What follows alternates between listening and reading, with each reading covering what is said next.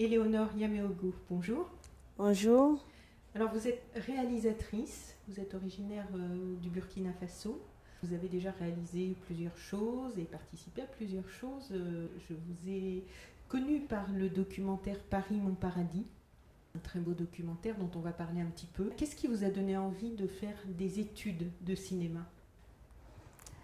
Déjà habiter un pays comme le Burkina Faso, qui est considéré comme la capitale du cinéma africain, parce que ce pays abrite le FESPACO, qui est le plus grand festival du cinéma africain. Forcément, ça donne envie de faire du cinéma, parce que quand on voit lors de la cérémonie de clôture tous ces cinéastes défiler pour prendre leur récompense sur le tapis rouge, ça fait forcément rêver. Donc j'ai grandi dans cette ambiance du festival. Et puis voilà, je me suis dit pourquoi pas essayer de faire une formation et puis essayer de faire des films. Donc vous avez fait une formation d'audiovisuel au Burkina Faso. Oui, j'ai fait une école de cinéma au Burkina Faso qui s'appelle l'Institut supérieur de l'image et du son. Et à l'issue de cette formation, dans un premier temps, j'ai décidé de porter mon regard hors de mon continent d'origine, donc interroger la société occidentale. Et comment avez-vous opté, après ces études d'audiovisuel, pour la réalisation de documentaires plutôt que de fiction ? Après la sortie de mes études, sans le vouloir, je me suis retrouvée en documentaire, peut-être parce que ça coûte moins cher.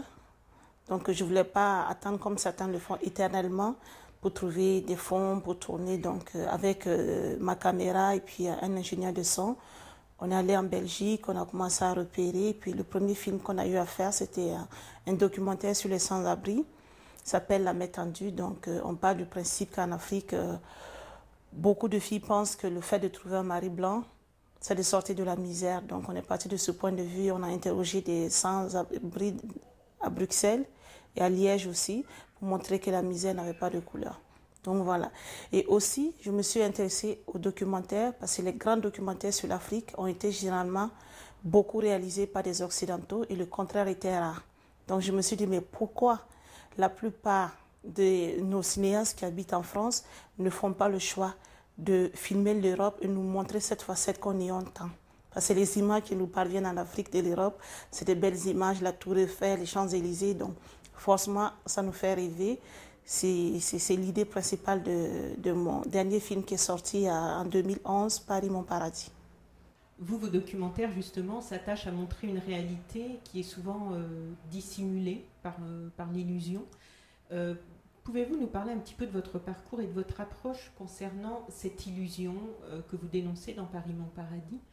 Pourquoi ce sujet vous tient-il à cœur ? Le sujet traité dans mon dernier film Paris, mon paradis me tient à cœur parce que comme beaucoup d'autres, j'ai été vraiment désillusionnée quand je suis arrivée à Paris pour la première fois. Parce qu'on rêve tellement de Paris que quand on arrive, on trouve vraiment que finalement, c'est pas le paradis, quoi. Donc voilà, Paris, mon paradis, c'est assez ironique, c'est pour ne pas dire Paris, mon enfer. Et surtout pour nous, la communauté africaine qui est encore marginalisée, même pour le boulot, même pour trouver un logement, c'est assez difficile. Donc c'est toutes ces galères que vivent mes compatriotes ici que j'ai voulu ressortir dans ce film pour que ça serve de leçon à ceux qui sont restés encore au pays, qui sont restés au pays et qui rêvent encore de paradis occidental. Et est-ce que vos films ont pu atteindre le public justement auquel vous les destiniez ? Il y a quelques mois, le film a été diffusé sur la télévision burkinabé et j'ai reçu pas mal de retours. Les gens sont assez contents du film et beaucoup même revoient leur projet de voyage, d'aventure, remettent leur projet d'aventure en question après avoir vu ce film. Donc je pense que le message est passé. On a eu l'occasion aussi de montrer le film à travers TV5 Afrique, CFI. Donc il a été bien reçu en Afrique, il a aussi été vu à travers les festivals.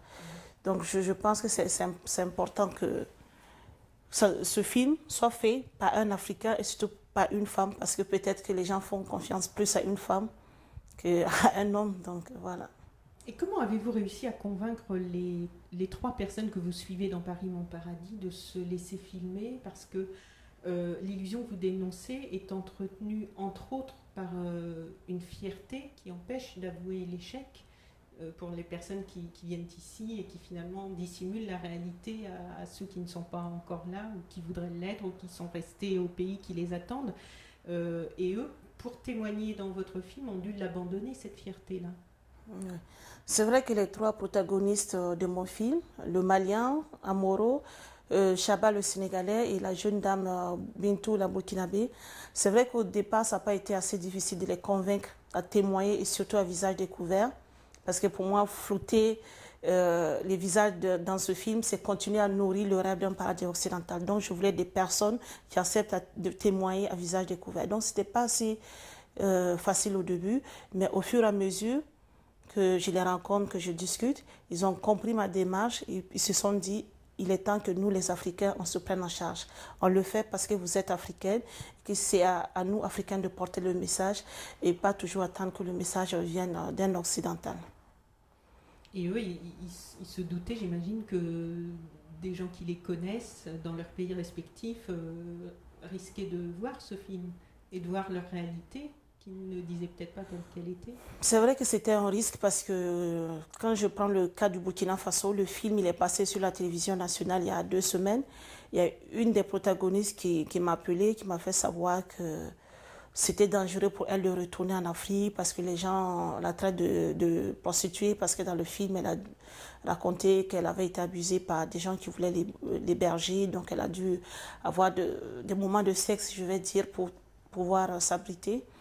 Donc, elle est actuellement mal vue par sa famille et également par son entourage, mais elle assume quand même parce qu'elle pense que c'est un message qu'elle a porté dans le film, qu'il ne faut pas s'arrêter au simple fait qu'elle a dû passer des moments, je vais dire, pas honorables pour pouvoir s'abriter. Donc, je pense que ce n'est pas assez facile pour ces gens. C'est très courageux. Oui. On voit les moments de détresse immenses qui sont rencontrés. Je crois que c'est Bintou qui raconte qu'elle passe qu'elle passe des nuits dans les cabines téléphoniques en faisant semblant de téléphoner, juste pour être à l'abri pendant les heures de la nuit. Oui. Le point commun de ces trois protagonistes, c'est que chacun à son niveau a voulu porter un message à sa famille. Parce qu'ils sont dans la précarité ici, mais ils ont des familles encore qui continuent à leur demander de l'argent. Et ce poids fait que c'est très lamentable pour eux de supporter leur souffrance ici et de savoir qu'ils sont redevables à la famille restée en Afrique. Donc, Bintou, spécialement, elle a fait ce film pour passer un message à sa mère et à ses frères aussi qui n'arrêtent pas d'appeler souvent pour demander de l'argent. Oui. Parce qu'il faut dire que la plupart des Africains qui partent, et surtout ceux qui viennent, pas pour des études, mais qui viennent comme aventuriers, c'est des familles entières qui cotisent et qui désignent une personne assez physiquement solide et mentalement aussi pour représenter la famille en Europe, pour travailler et rembourser déjà les frais engagés pour le voyage et pour pouvoir aussi supporter les frais de scolarité des petits frères, les vieilles personnes qui restent encore. Donc c'est assez lourd comme mission en fait. Et justement, en voyant votre film, en fait, on réalise que c'est terrible pour tous ces candidats au départ qui arrivent là, en France, en l'occurrence, qui partent la tête pleine de rêves et puis qui se fracassent sur une réalité très violente, puisque en fait, en France, ils ne sont généralement pas les bienvenus, ils se trouvent isolés, rejetés, précaires, loin des leurs. On le voit, hein, cette grande solitude dans votre film. Et dans leur pays, on attend leur retour, mais avec une obligation de résultat. Oui. Donc, ce qui est dommage que j'ai constaté en France, c'est qu'il y a beaucoup d'associations qui soutiennent les sans-papiers ici. Mais moi, je pense qu'il faudrait déjà faire un travail de base.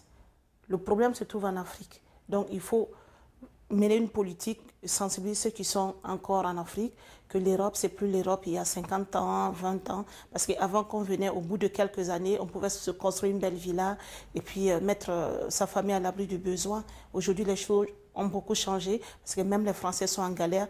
La crise, elle est générale.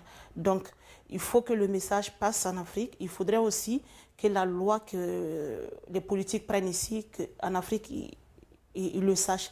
Parce qu'en Afrique, on se dit, si j'arrive en Europe, même si je ne travaille pas, je vais être au chômage et je vais toucher de l'argent. Mais un chômeur, c'est quoi en France? Un chômeur, c'est quelqu'un qui a travaillé, qui a cotisé et qui a des droits. Mais généralement, en Afrique, nous, on ne sait pas qu'un chômeur, c'est quelqu'un qui a travaillé et qui a cotisé. Pour nous, un chômeur, même quelqu'un qui n'a jamais travaillé, c'est un chômeur. Donc, on arrive avec ce rêve en se disant, oui, avant de trouver du boulot, l'État me paye. Mais non, l'État ne va pas te payer. Donc, c'est cette information qu'il faut dire à nos frères et sœurs encore qui rêvent d'une vie meilleure en France. Et qu'est-ce que cela signifie pour vous d'être une réalisatrice engagée, l'engagement? Bon, je ne dirais pas que je me définis comme une réalisatrice engagée, mais sans le vouloir, tous les sujets qui me viennent en tête, qui m'inspirent, sont des sujets, entre guillemets, qui dérangent. Donc voilà, Paris, mon paradis, c'était le cas parce que j'ai eu des salles en France ici qui m'ont refusé la diffusion, même des centres culturels au niveau de l'Afrique qui m'ont refusé. Et même pour quel motif?